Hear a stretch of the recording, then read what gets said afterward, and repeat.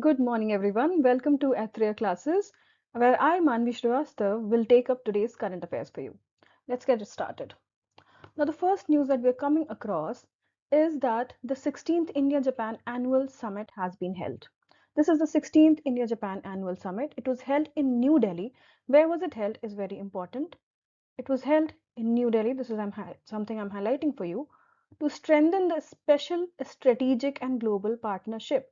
To strengthen what? The special strategic and global partnership. This summit provided a platform to review and strengthen this partnership between two nations, that is India and Japan, and the focus was on defense, co-development, clean energy, and artificial intelligence. Three pillars were there, three important focus areas were there. Number one was defense co-development, which we read about yesterday in the current affairs, then the clean energy, and then AI. There were some key pillars addressed during, including the economic security, Indo-Pacific cooperation, maritime security, and emerging technologies. These are the key pillars that were addressed later on. So, um, let us look at the outcomes of this. Number one, when we talk about defense and security cooperations, so India and Japan have achieved a breakthrough by reaching an agreement in principle on the remaining technical aspects of the unicorn. What is the unicorn? Unicorn is something we talked about yesterday. Unified Complex Radio Antenna Project. This is from yesterday's current affairs. Whenever talks are in motion between two countries, updates keep pouring in, and you have to stay in touch with things that we have talked about already. Unicorn is, please note it down, Unified Complex Radio Antenna Project. Now, this was their first defense co-development program, as we talked about yesterday. So the two sides have agreed to expand the defense equipment collaboration. They have agreed to strengthen their maritime security, their naval maintenance, repair, and overhaul, and various things in this agreement on defense. Then we talk about economic security. In economic security, there was a joint declaration on semiconductors, critical minerals, ICT, and clean energy. Let us talk about them. Semiconductors, critical minerals, ICT, and clean energy. Some of this was also on pharmaceuticals. Please note it down. There was also some understanding on pharmaceuticals. So both the countries have committed to building the resilient and diversified supply chains, and they agreed to reduce dependence on any single country. Instead, they will help each other grow in these sectors, and they will address the economic cohesion and export restrictions when a nation depends on another nation for its supplies. And henceforth, we will proceed to energy. When we talk about energy, they both agreed on this. There was a joint statement on energy resilience. Now, this becomes very important. As soon as we come across any joint statement, this becomes important. So, the first important thing was Unicorn Project, and the second is joint statement on energy resilience. And they're also increasing partnership on green hydrogen, solar PV, and nuclear energy. What is nuclear energy? So, the two countries have expanded their cooperation on green hydrogen, clean ammonia also, solar PV technologies from nuclear energy, and Japan is also reaffirming its support for India's membership to IEA, International Energy Agency. So, India wants to be a member of IEA, and Japan has agreed to extend its support and root for India's membership in this International Energy Agency. Okay, this is also a very important point. Next is partnership in AI and tech. So first India-Japan AI strategic dialogue was launched. This also becomes very important. I'll just circle it for you. The first India-Japan AI strategic dialogue has been launched. This has happened for the first time, and that is why it becomes really important. Now let us proceed. There were also some agreements on trade and investment. In trade and investment, both agreed to speed up the CEPA review. Now, what is the CEPA review? Let us talk about the CEPA review. The full form is Comprehensive Economic Partnership Agreement. Sorry, I had to change colors in between so that the visibility could be better.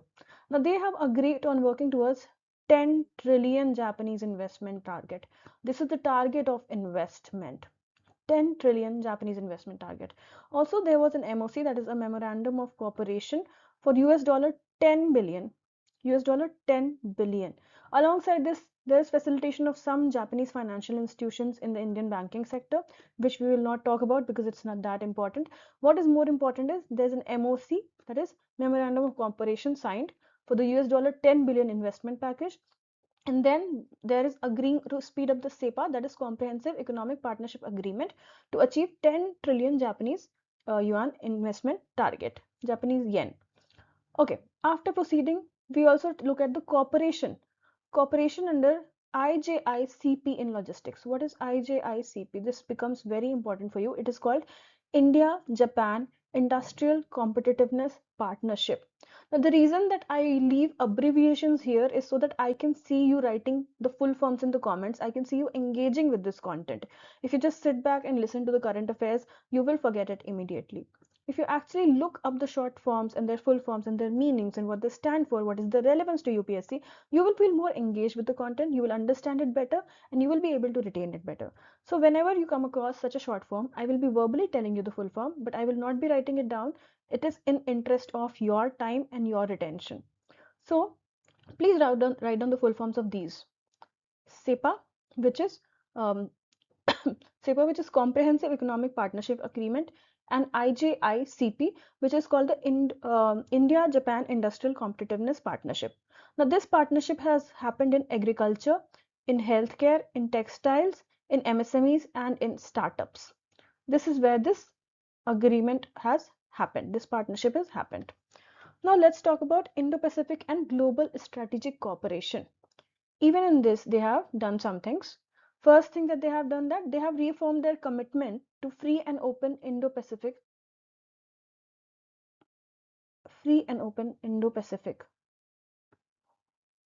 It is also called in the short form FOIP. FOIP. Forgive my handwriting. My pen tab is still not working. So this is the FOIP. So they have reaffirmed their commitment towards this, and this aligns with the Indo-Pacific initiatives like Mahasagar Vision, the Indo-Pacific Ocean Initiative. These are India's initiatives. Now, the both countries have strengthened their cooperation also through institutions like, let me change the color really fast, Quad, we know Quad, ASEAN, BIMSTEC. Through these three institutions, through these three organizations, they have agreed to strengthen their partnership and cooperation. Also, they have supported the freedom of navigation under UN clause. Freedom of navigation under UN clause. It has been backed by the UN Security Council reforms also. It has informed their cooperation on disaster risk reduction.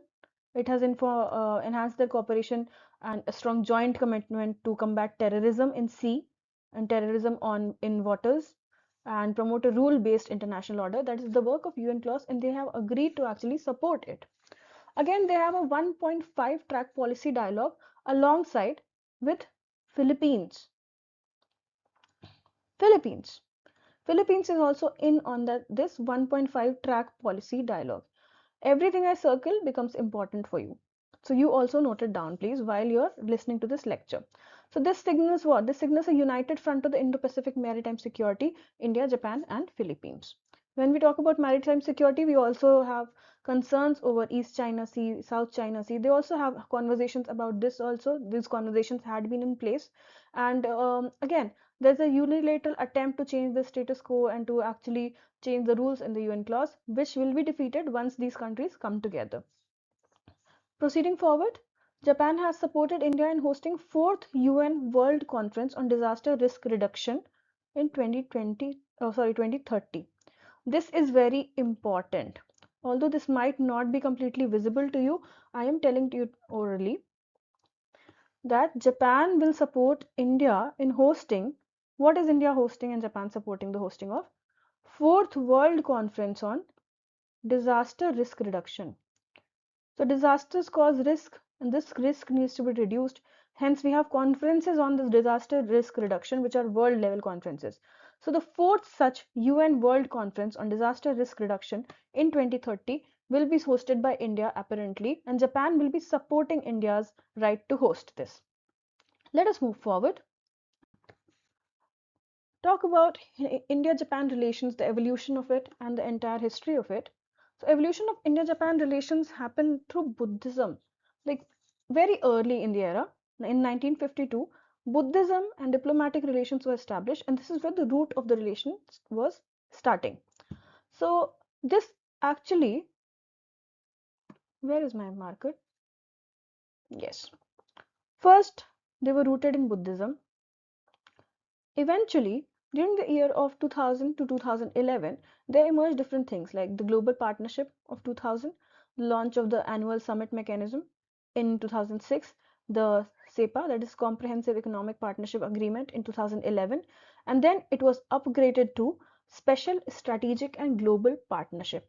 Special Strategic and Global Partnership in 2014. Okay, and after that, it culminated in the India-Japan vision or Japan-India vision of 2025 for peace and prosperity in the Indo-Pacific region. And after that, the India-Japan East Forum was established in 2017, which is not that important, but it becomes important because of the emergence of Quad. So it is a revival of the Quad, the East Forum, Act East Forum, India-Japan Act East Forum, and then the Quad revival. These both things happened simultaneously in 2017. It reflects that there was steady expansion of the bilateral cooperation between these countries, and it went beyond the economic and strategic and security domains. Okay, now let us talk about the defense. The security ties have been institutionalized through mechanisms like 2+2 ministerial dialogue, where foreign and defense ministers from both countries have a dialogue. So it is 2+2. And then there was a joint declaration on security cooperation. This also happened. Then again, this RPSS agreement. What is RPSS agreement? Reciprocal provision of supplies and services agreement. Reciprocal provision of supplies and services agreement.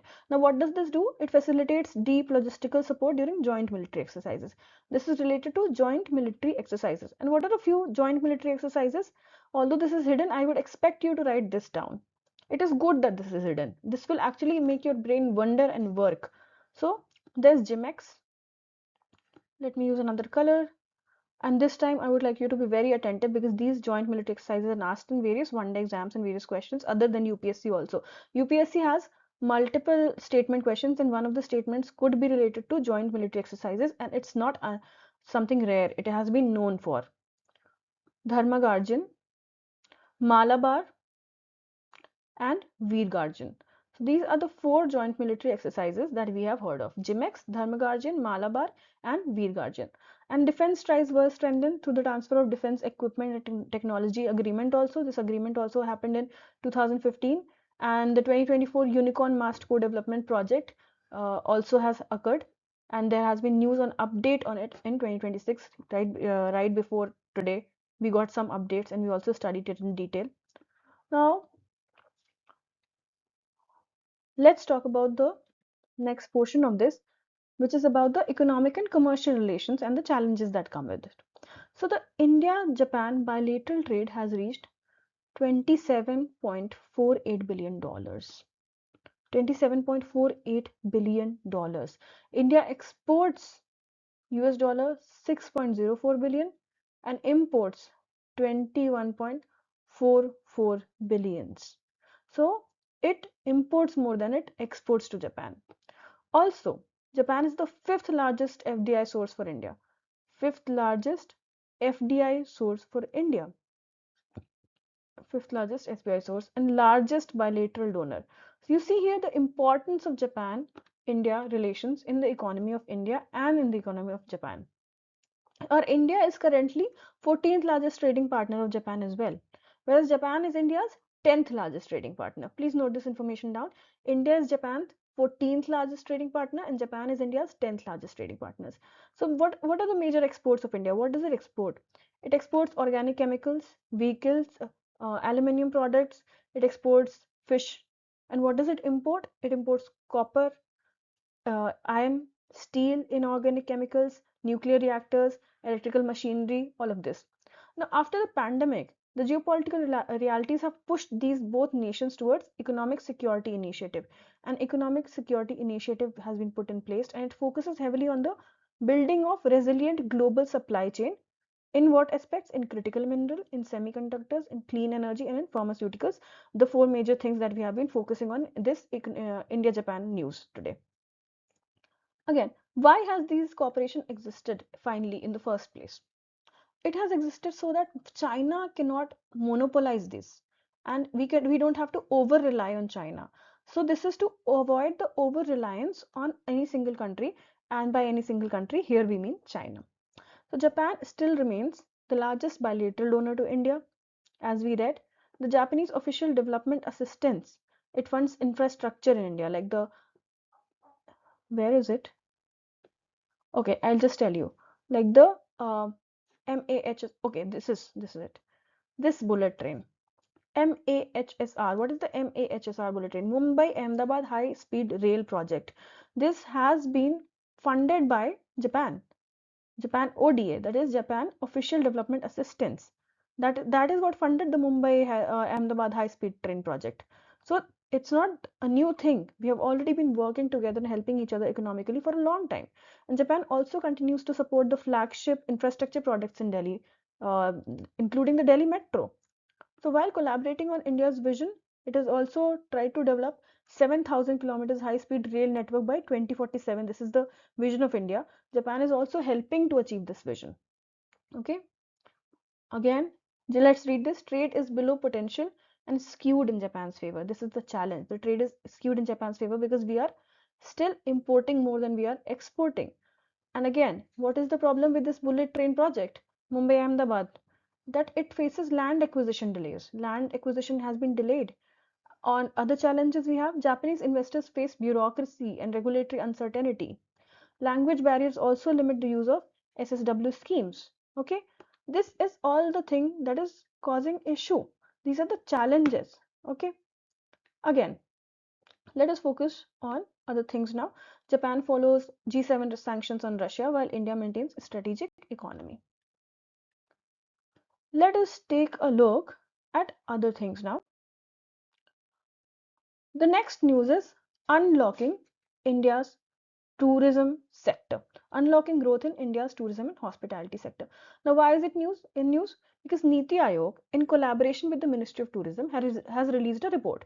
And the title of the report is Unlocking Growth in Tourism and Hospitality Sector. Unlocking growth in tourism and hospitality sector. When you talk about tourism, also add hospitality. Okay, hospitality sector. In summary, this Niti Aayog tourism report identifies the regulatory bottlenecks. It identifies the restrictive policies of visa acquisition. It also identifies inadequate tourism infrastructure, fragmented approvals, and these are the key constraints that are preventing India from fully realizing the potential that it has in tourism, even when it has rich natural and cultural assets. Even then, we are not able to scale tourism. Next, it also recommends comprehensive reforms. This report recommends reforms, which includes visa liberalization, license rationalization, single window clearance, and liberalized building norms, transport reforms, environmental approvals, and all of these things to boost the investment, to improve the ease of doing business, and to transform India into a globally competitive tourism destination. This is a summary of the news. However, we will study it in detail. So, travel and tourism has contributed nearly 10% of global GDP in 2024, supporting 1 in every 10 jobs worldwide. So in the world, 1 out of 10 job is because of travel and tourism. And 10% of GDP is the contribution of travel and tourism. By 2023, this sector will contribute 16.5 trillion US dollars and it will grow at 3.5% annually. We are talking about the world. So this is a major employment generator, and this is also helpful in the regional development. The regional development that is already occurring is catalyzed and it increases in speed when there is tourism and travel in that region. And also, it is a very low logistic source of foreign exchange also. It is a source of foreign exchange. You should remember this. When we talk about this, GDP contribution, 5.22%. Imagine something so important contributing only 5.22% in GDP. Are we performing bad on it? Yes, we are. This translates into 15.73 lakh crores in financial year 23-24. So in the fiscal year 23-24, the travel and tourism sector contributed 15.73 lakh crore to Indian GDP, and this represents only 5.22% of total economy. Employment generation, when we talked about worldwide, it is 1 out of 10 job factor is completely dependent on tourism and travel. So this sector is highly employment intensive in India, and it supports an estimated 84.6 million jobs across the skills spectrum, and it reflects 20% increase in 5 years, 20% rise in employment. This is important. This is the most important thing you have to remember. Again, when we talk about domestic and international dynamics, the domestic visits were recorded 2.9 billion in 2024, while the FTAs or foreign tourist arrivals, please note down, foreign tourist arrivals were 9.95 million, which is only 1.5% of global share. 1.5%. How much percent? 1.5%. Isn't it sad that India, which is actually so culturally and biodiversity rich, it only attracts 1.5% of foreign tourist arrivals? Let us look further on the challenges and the reform measures. What are the challenges? When we talk about the challenges, first challenge that comes up is restrictive visa regime, and then the poor visa user experience. Again, when we talk about restrictive visa regime, the Indian visa scores 38.14 on the UN Tourism Visa Openness Index. There's an index called the UN Tourism Visa Openness Index. This is by the UN. Which is by the UN? Let me show you this one. Visa Openness Index is by the UN, and India scores 38.14, and the world average is 40. So India is below average, right? Restrictive visa. The visa-free access is available only to Nepal, Bhutan, and Maldives, while visa on arrival is limited to Japan, South Korea, and UAE. I'll make a list for you, and please note it down. Visa-free access is available to Japan, Nepal, and Bhutan, and Maldives. Nepal, Bhutan, Maldives. Okay, and then visa on arrival is limited to Japan, South Korea, and UAE. This makes India's entry regime very less competitive than the average global entry. So poor visa user experience also happens. Like international travelers, they face fragmented visa systems, repetitive data submission. They have to submit everything again and again, fill the forms again. The forms are very complex. There are glitches, technical glitches on the websites. There are payment failures when they pay with their foreign cards. And then the customer support is also very bad. So the experience of getting the visa, of acquiring the visa is very bad for them. And this reduces the attractiveness of India as a tourist destination. Again, weak visa retention, the absence of integrated destination marketing, loyalty programs, repeated visa incentives. This is not present in India.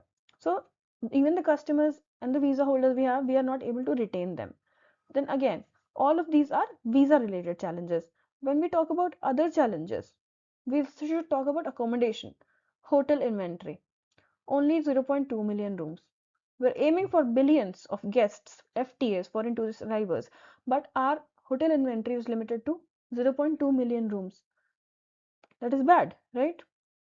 And it takes around, every hotel project takes around 36 to 48 months in India. Whereas in ASEAN countries, it takes barely 12 to 18 months to have a hotel project completely ready.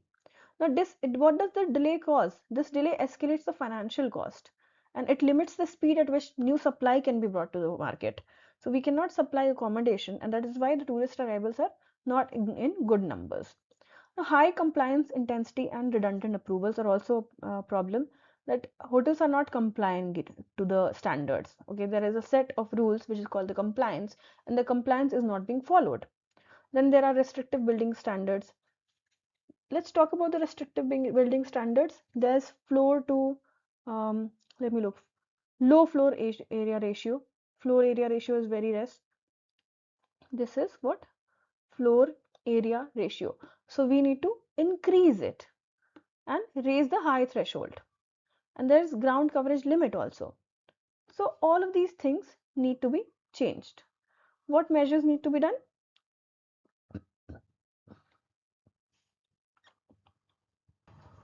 Now, let us look at the reform measures that have been suggested to boost India's tourism sector. So, instead of only spending more money, the idea is to remove the policy bottleneck so that tourism business can go very fast. So, the first reform is introducing a 90-day multiple entry visa on arrival. 90-day multiple entry visa on arrival for high potential countries. This simply means that eligible tourists can actually enter India multiple times within this 90-day framework without repeatedly applying for a visa. They don't have to apply for it again and again if they are paying multiple visits in 90 days. So it makes India a much more convenient destination, that they don't have to apply for visa again and they can visit again within 3 months. Okay, especially for business travelers and tourists who combine their trips across entire South Asia. And the second reform is to increase the homestay room cap from 6 to 9 rooms. The homestays, did you know, have a cap of 6 rooms. This needs to be increased to 9 rooms. This gives the small property owners the opportunity to actually legally expand their business, and they can accommodate more tourists, especially in the hill stations and rural tourism destinations. Again, the next one is increasing FAR, which stands for floor to area ratio. Now think of FAR as the ratio between total built up area and the size of land. If the FAR is increased, the same piece of land can accommodate a larger hotel and larger tourism facility. And along with this, there's a proposal to raise the high rise threshold, high rise threshold to 23 meters. What does it do? It reduces the regulatory hurdles of constructing taller buildings wherever they are appropriate to create. Now, the next reform is extend AITP validity to 5 years. What does this mean? AITP means approval of hotels at project stage.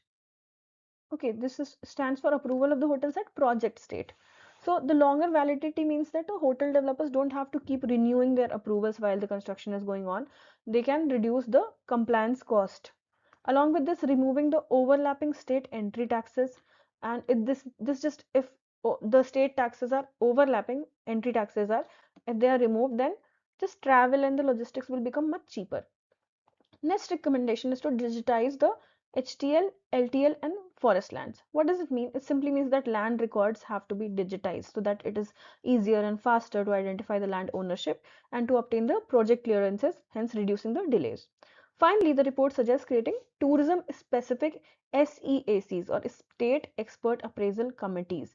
Why should these committees be in place, especially for tourism? So that the tourism projects can receive environmental clearances more efficiently and will not compromise the environmental standards. So overall, the common theme of these reforms is that the ease of doing business in tourism sector, make it easier, make it faster, reduce the bottlenecks, make it more attractive to invest in India's tourism sector while improving the experience for both the tourists and the businesses. Now let's proceed to the next news. Now let us talk about a decade of defense reforms in India. Like over the past few decades, India has significantly strengthened its defense capabilities. Like defense capabilities have been significantly strengthened. And how has it happened? It has happened through higher investment, reforms. What kind of reforms? Policy reforms, technological innovation, and global partnership. These all have significantly strengthened India's defense capabilities. Now, this country has moved from largely import dependent defense system to a self-reliant defense manufacturing system. How? Through Atmanirbhar Bharat and through the Viksit Bharat vision of 2024. So these make it self-reliant. Okay, two things. What two things? Atmanirbhar Bharat and let me just mark it for you. Atmanirbhar defense manufacturing ecosystem and Viksit Bharat vision of 2024. How has this happened? How has the transformation happened? Through the rising defense budget. The defense budget has increased. India has significantly expanded the defense spending. It was earlier 2.5 lakh crore in the fiscal year 2013 to 2014, and now it is 7.85 lakh CR. This much is the increase. What does it reflect? It reflects the sustained focus on the national security, on modernization, on self-reliance. So the next thing is capital expenditure also. In the defense budget, the capital expenditure that is used for the long-term acquisition of technology, modernization, creation of military assets, this has increased sharply from 94,586 crores to 2.19 lakh crores. This is the capital expenditure. This has also significantly increased. And the next thing we talk about is R&D allocation. Now the defense capabilities have been strengthened through the increase in R&D allocation and through partnerships. So the R&D allocation has increased from 13,716 crore to 29,100 crore. Why is this data important? Because you can mention this data as a proof that we are working towards improving our defense capabilities. That shows in the allocations, in the expenditure, in the defense budget, and things like these. 25% of defense, the R&D funding was open to industry, startups, and academia. Academia also has been here. Okay, so this defense R&D allocation has completely increased and contributed overall to defense reforms in India. Now, let us take a look at defense innovation. What is IDEX? Innovation for Defense Excellence. Please write it down. Innovation for Defense Excellence is IDEX. What is it? It is a key driver um, of innovation and self-reliance in the Indian defense and aerospace sectors. It engages what? Startups, MSMEs, individual innovators, research institutions, academia. All of these they bring together and they develop the indigenous defense technologies. Okay, so this innovation for defense excellence and acting development, let me know this, Aditi, acting development of innovative technologies with IDX. Okay, these together provide the financial support through the DIO. DIO is Defense Innovation Organization. So IDX and Aditi together financially support through the DIO, and they have approved outlays of 498.78 CR for IDEX, 750 CR for Aditi. So by March 2026, 676 startups and MSMEs have engaged and 551 contracts have been signed. This is the progress that has been made. Okay, and what is included? Startup, MSMEs, and academia. Next thing is development come productive partnership, which is DCPP model. Development come productive partnership. Please note down the full form of this. This DCPP model is a DRDO initiative. What is it? DRDO initiative. Initiative by DRDO. What does it do? It strengthens the collaboration with Indian industry in the development and production of defense technologies. What does it include? It includes over 2,200 industries. These are capable of producing the subsystems and the systems and the equipment and strengthening the supply chains. And by March, 134 companies were also engaged as production agencies. And there were 2,180 technology transfers. These also happened. And there were at least 2,780 IPRs open for industry use. How many? 2,780 IPRs also. This was all thanks to the DCPP model, that is Development Come Production Partner model. Again, there is this Technology Development Fund also, again very important.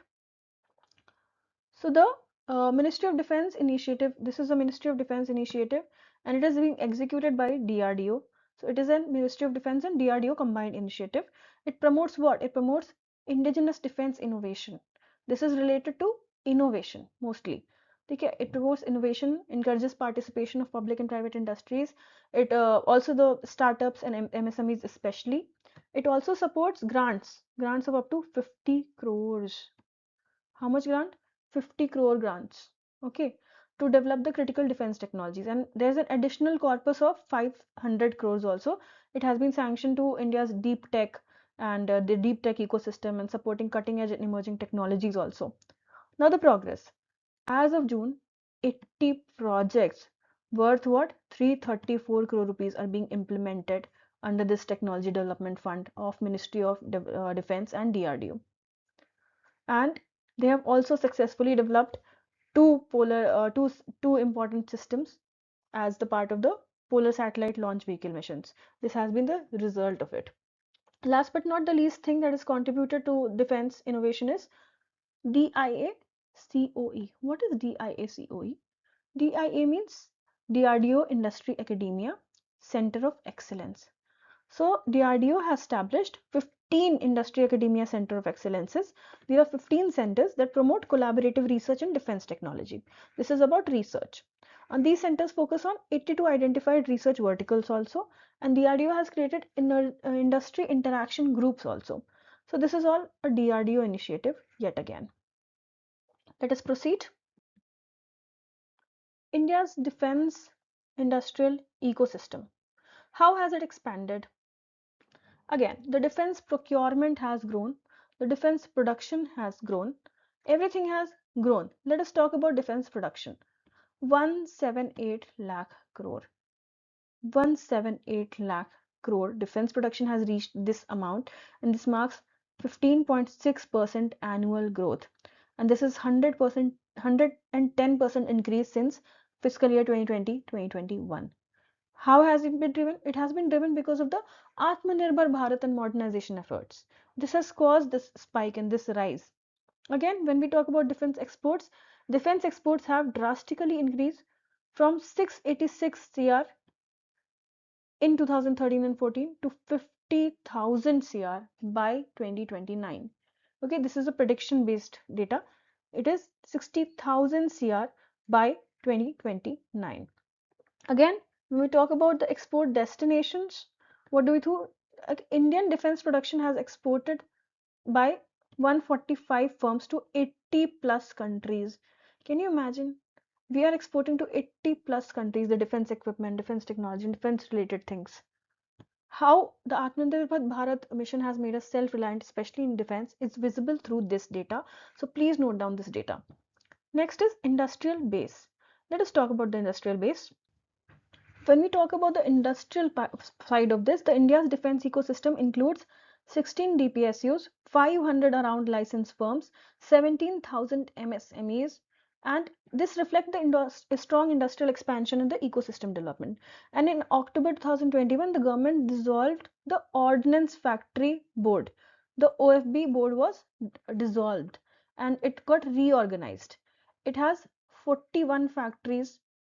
41 factories have been reorganized into 7 defense public sector undertakings. These are 7 defense public sector undertakings. This is how the ordnance factories have been reorganized. Okay. Now, what does it do? It improves the efficiency, the accountability, the competitiveness, the indigenous defense manufacturing. All of this is improved under Atmanirbhar Bharat, and this is a proof of that. Also, when we talk about the ease of doing business, the defense industrial licenses, they rose from 258 in 2015 to 834 in 2026. What does it show? It shows that the ease of doing business and investor confidence in this defense sector has actually increased. So there is more licensing also. More people have applied and procured licenses. When we talk about the industrial corridor, defense industrial corridor especially, this has attracted investment of 42,057 crores in Uttar Pradesh and 32,699 crores in Tamil Nadu. For what? For defense industrial corridors. What does it do? It will strengthen the regional manufacturing ecosystem and defense infrastructure in these states, Uttar Pradesh and Tamil Nadu. Okay.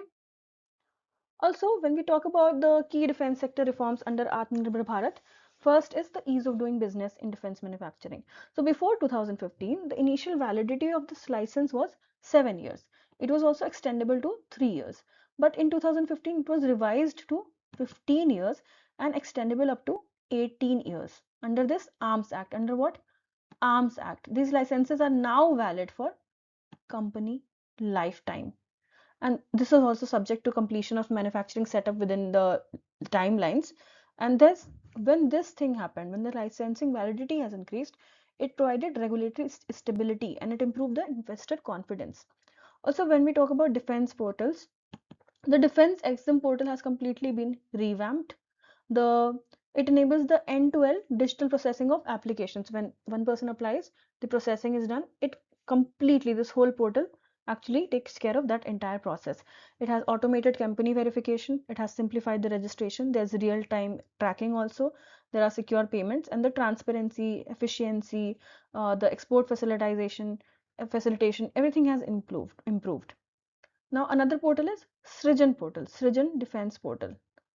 Let us look at the names of the various portals. Defense exam portal for the application process and the end-to-end processing of the application. Then there is the Srijan Post portal. It promotes what? It promotes indigenization. It enables these DPSUs and these service headquarters to list the items for this domestic industry participation. Okay. While again there's positive indigenization list also. There's Srijan D platform also. Srijan D platform. It is called the Defense Establishment and Entrepreneur Platform. What does it serve as? It is a database It serves as a database. Okay, Srijan Deep platform. It has a database of defense industries, MSMEs, technology providers, vendors, products, everything. All the data is in this. What does it do? It strengthens the supply chain resilience. What is missing should already be taken care of before disaster hits. And resource pooling is also there. Resources are already pooled up so that we never run out of them. There's also emergency preparedness in the sector. So Srijan Deep Portal helps in this. Again, we talk about the FDI reforms in defense sector. The defense sector was actually open to private participation in 2001. Okay, and the FDI limit was increased to 74% under the automatic route and up to 100% under the government route. So 74% automatic route, 100% government route, and this what does it do? It attracts advanced technology and it attracts investment. So by March 2026, 6,670.9 CR FDI inflow was recorded. This much inflow. And what does it promote? It promotes the co-development and co-production of the original equipment manufacturers, and the everything that is on a cooperative basis being manufactured can increase when the FDI inflow increases. Okay. Now, let us talk about the next news article. The next news article is the Vijay Roadmap for the Indian Army. Who revealed this Vijay Roadmap? The Vijay Roadmap has been revealed by Dheeraj Seth, General Dheeraj Seth. We read about him yesterday. He is the Chief of Army Staff. So the Chief of Army Staff, General Dheeraj Seth, he's assumed the charge as the 31st Chief of Army Staff, and he unveiled the Vijay Roadmap for the Indian Army modernization. What is the purpose of this Vijay Roadmap? Indian Army modernization. Now it aligns with the Ministry of Defense decade of transformation, the decade of transformation document that they have for 2023 to 2032. This is the decade of transformation thing, the aim by Ministry of Defense. This roadmap, what does it do? It builds digitized and technology enabled and self-reliant, that is Atmanirbhar, and multi-domain capable forces. It is digitized, technology enabled, self-reliant or Atmanirbhar, and multi-domain capable force. Now this roadmap, what does it do? This reflects the Prime Minister's mantra. What is the PM's mantra? Jai leads to Vijay. So this is why we're talking about the Vijay roadmap based on modernization of Indian Army. Let us look at the core pillars of the Vijay roadmap. First is V for vigilance. That is, it prioritizes the heightened operational readiness. We should be ready for operations. There should be constant alertness along all the borders, and they should effectively encounter the evolving security dynamics, and they should be taken care of through vigilance. Second is innovation. Innovation and transformation. What does it focus on? Modern military doctrine, cutting edge new technologies, rapid capability development. For what? For adapting to the changing character of the warfare these days. Now then again, J is for jointedness and integration. Jointness. What do we mean by jointness? Like there should be deeper synergy among Army, Navy and Air Force. And again, alongside that, there should be military and civil fusion. Through what? Through the whole of nation approach, which is the another target in the vision of Viksit Bharat 2024. It is not a target, but it will highly contribute to the vision of Viksit Bharat 2047. Sometimes I fumble because I am also human and I've been teaching for like 45 minutes now. So sometimes when I fumble, you have the whole complete right to correct me in the comments. I would actually appreciate more engaging comment section. Okay.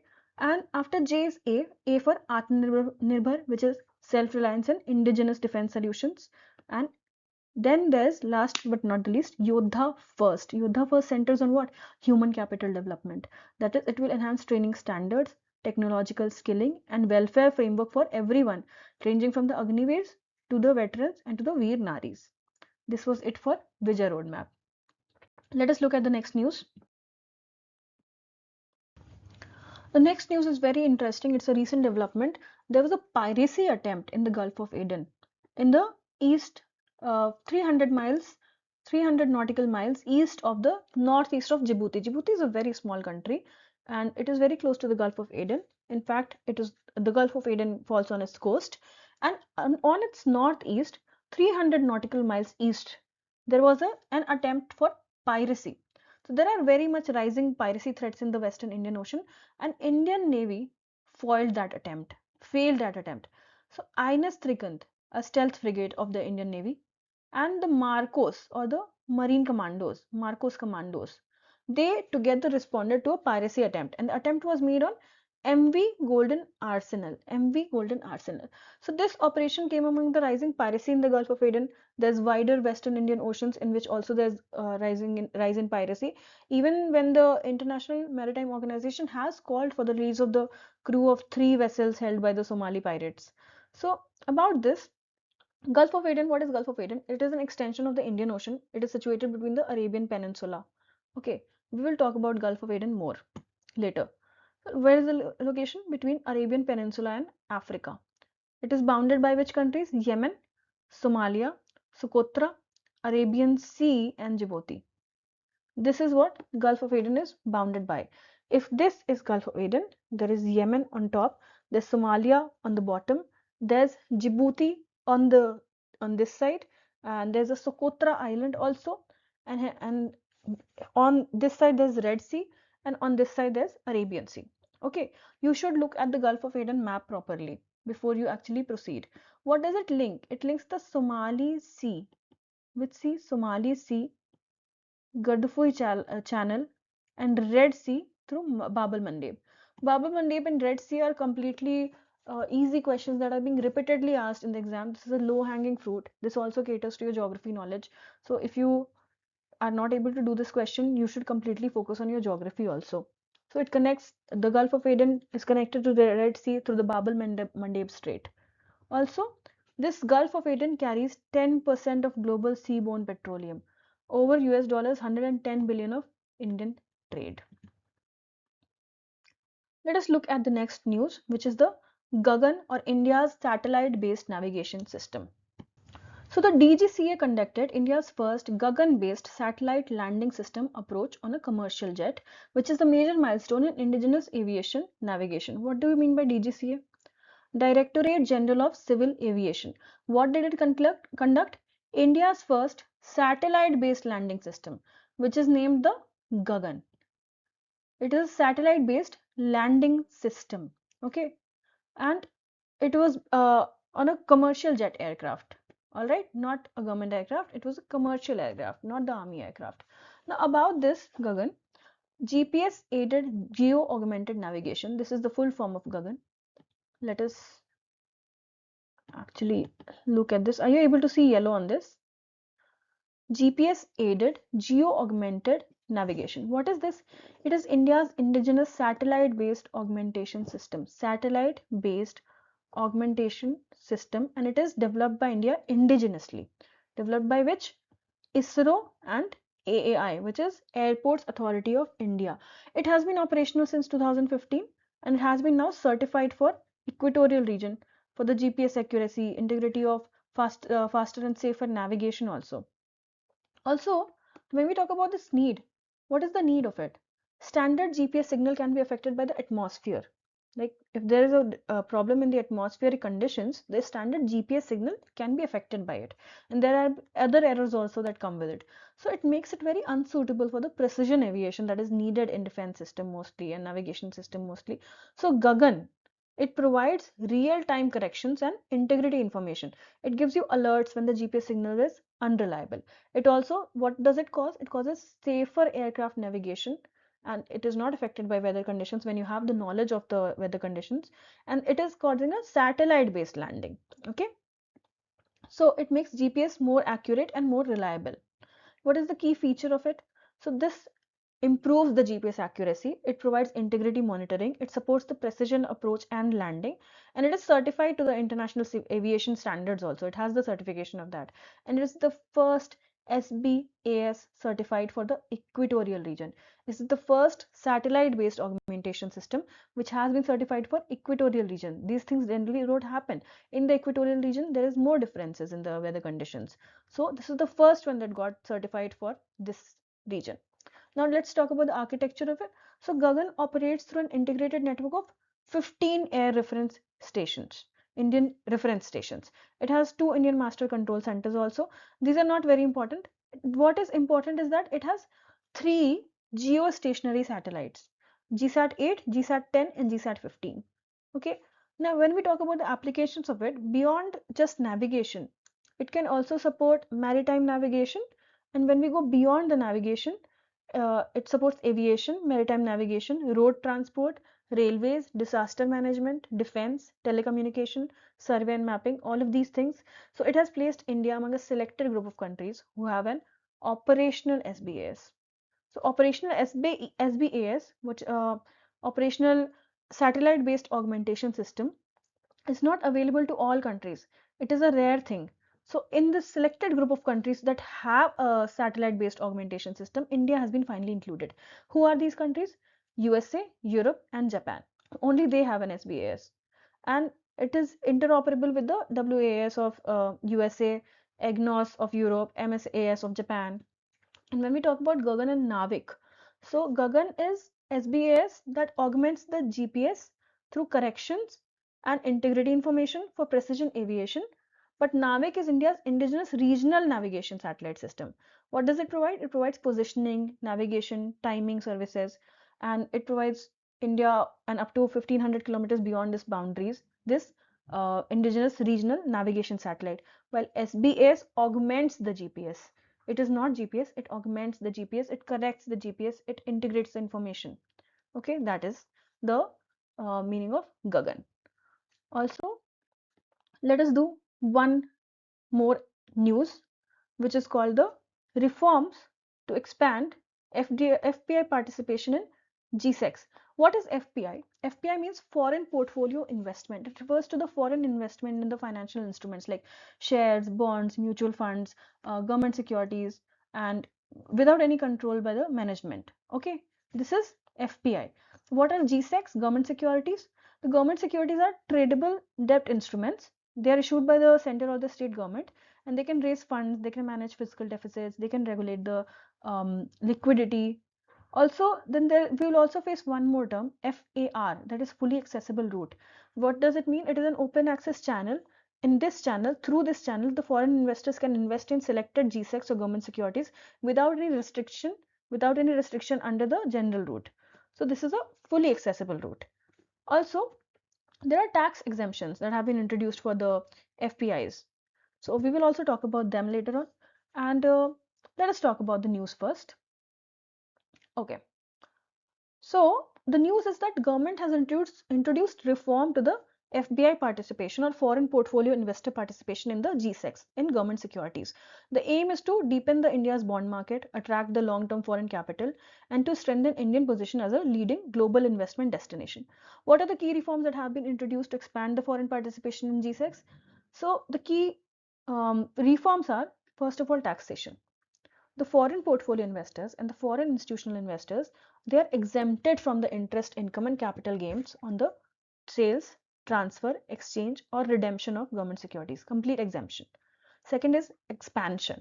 So the fully accessible route, or the FAR that we just talked about as compared to the general route, this rule has been expanded to include new issuances of 15 years, 30 years, and 40 years GSECs, along with the sovereign green bonds also in the fully accessible route eligible tenors. This allows the investors to invest in GSECs without the restrictions applicable under the general routes. And next, there is liberalization. Under this general route, when we're not talking about the fully accessible route, when we're just talking about the general route, the government has actually removed the short-term investment limits, removed the concentration limits, and removed the security-wide investment limits. These limits have been removed. Also, when we talk about the limits, so overall investment limits remain unchanged. They are still the same. They are 6% at outstanding of the outstanding central government securities and 2% of the outstanding state government securities. Okay, these are central government securities and these are state government securities. Now, when we talk about rationalization, there has been rationalization also. The existing general and the long-term investment categories for the foreign portfolio investors, they have been merged together. General and the long-term have been merged into a single investment limit for central and state government securities. Next, we can talk about the target investors. When we talk about the investors, the reform aims to attract the long-term institutional investors, such as the pension funds, the insurance companies, the sovereign wealth funds, things like these. So these reforms are really important to increase the FPI participation in government securities. We have already studied the key concepts of the government securities. We can also study them once again. What is FII? So FII or foreign institutional investment is what? It is a category of FPI. FII or foreign institutional investor is a category of the foreign portfolio investor, and it includes institutional investors such as the mutual fund, pension funds, insurance companies, hedge funds, all of these. And they invest pooled funds and they play an active role in the investment decision. Next, talk about FPI. What is FPI? Foreign portfolio investors. It is a foreign individual or institution or funds investing in a financial asset such as the stock, bond, mutual fund, or GSEX, but it does not participate in the management or control of the investee entities. This is very important. Does the FBI participate in the management and control of the investee entities? It does not. And another important thing is the FII, just a category of FPI. Yes, it is. So the FII also does not participate in the management and control of the securities or entities. Again, what are government securities? Government securities are debt instruments. They are tradable and they are issued by government, that is central or state government. And whom are they issued at? Why are they issued? They are issued to finance the public expenditure, to manage fiscal deficit, and to regulate the market liquidity. Also, when we talk about LTCG, LTCG means long-term capital gains and STCG means short-term capital gains. So LTCG are capital gains that arise from the transfer of government securities that are held for more than 12 months, that is more than 1 year. They are listed as government securities, and or they are held for more than 24 months, which are unlisted government securities. When we talk about short-term capital gains, these arise from the transfer of government securities held up to 12 months, like below 1 year. Okay, for the listed government securities, and up to 24 months for the unlisted government securities. Okay, so these are a few things that we had to discover, that we had to actually understand. Also, let us progress at the This is the last news of the day. That is, Center amends drugs rules 1945 for advanced therapies. Now, what does this new news mean? The central government has amended these rules, the 1945 drug rules. Which one? Drugs rules of 1945. Why have they amended it? To bring the cell or stem cell derived products or gene therapies and xenografts under this CLAA framework. What is CLAA framework? Centrally Licensed Approving Authority. So to bring the cells or stem cells derived products, to bring the gene therapies, and to bring the xenografts under this CLAA, that is Central License Approving Authority, the drug rules have been amended. The drug rules of 1945. This is the objective. What is it? What is the aim of this? It aims to strengthen the patient safety. Patient safety will be ensured. Uniform regulatory standard will be there across every other state. They will not have different standards for their own state, and this will also promote the adoption of advanced medical technologies very safely. Okay, now this will be happening through the joint effort of center and state. What is the CLAA framework? So the centrally licensed approving authorities functions under the CDSCO, or the Central Drug Standards Control Organization, and it is empowered by the Drugs and Cosmetic Act of 1940. Drugs and Cosmetics Act of 1940. Okay, it works under these as a joint central state licensing mechanism. This is joined by the center and joint mechanism of the center and state for the purpose of licensing. What does it do? It ensures uniform regulation of critical drugs and biological products through the collaborative efforts of both central and state licensing authorities. Now, there's an expansion of CLAA framework. Previously, it only covered the vaccines. It covered large volume of parenterals like the IV solutions more than 100 ml, and it also comprised of the recombinant DNA technology or recombinant DNA derived medicine or rDNA medicine. So just the vaccines, rDNA medicines, and large volume parenterals. So this framework now expands and now it regulates advanced cell and gene therapies also. Okay. So let us talk about the stem cell derived products or the cell derived products. These also include the stem cell based regenerative therapies like the CAR T cell therapy, like the CAR T cell therapy. This is also included in this. And now what is this CAR T cell therapy used for? This is used for treating blood cancers such as leukemia and lymphoma. This also comes in it now. When we talk about the gene therapeutic products, the gene replacement, gene editing, all of these things, these therapies that are used in the treatment of genetic disorders and different types of cancers, these also come in it now. Xenografts. What are xenografts? Xenografts are animal tissue derived products like the heart valves from pig that we heard in news about, like the transplanted organs into humans and sometimes used. So these are especially used in cardiology and orthopedics, but now xenografts, cell-derived products or stem cell-derived products, and gene therapeutic products, everything comes into this category now. What is the need of this? Why was it needed? So these therapies involve like complex and specialized and very fast evolving medical technologies. So these need stricter regulatory oversight. And this is to ensure the quality, the safety and the efficiency of this and the efficacy, effectiveness of these therapies or these products, these xenografts or these gene therapy products or these technologies. So this was needed, and it's time that we finally adopt these new rules and new methods and new controls and new ways to regulate this. So that India's regulatory framework in this aspect of biomedical thing is regulated. And this aligns with the global best practices because other countries are already doing it. This will only help, this will not burden us down, this will only help in the innovation in healthcare, and this also facilitate safe and timely adoption of this new cutting edge medical technologies that generally Indians are very scared of adopting. This was it for today's news. I'll see you tomorrow. Taking your leave. Bye bye, and please keep revising. Please keep commenting about the abbreviations and about the important keywords. Thank you.